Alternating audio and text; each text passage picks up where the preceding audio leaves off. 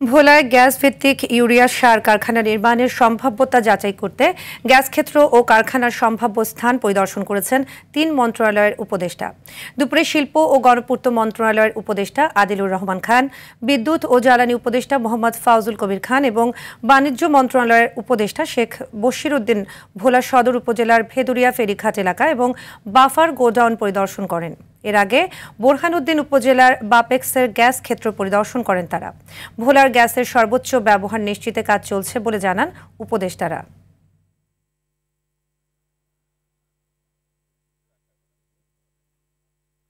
ভোলায় তো গ্যাস পাওয়া যাচ্ছে, দেশের অনেক জায়গায় গ্যাস পাওয়া যাচ্ছে না। তো এই গ্যাসকে আমরা কিভাবে দেশের কাজে লাগাতে পারি, আমরা গ্যাসের থেকে সার প্রস্তুত করতে পারি, এই জন্য একটা ফ্যাক্টরি করা যায় কিনা এবং সেটার ফিজিবিলিটি প্রশ্ন এটা দেখা। যে এই 34টা বাফার গোডাউন হওয়ার কথা ওই সারের জন্য, তার একটা এখানে তৈরি হচ্ছে।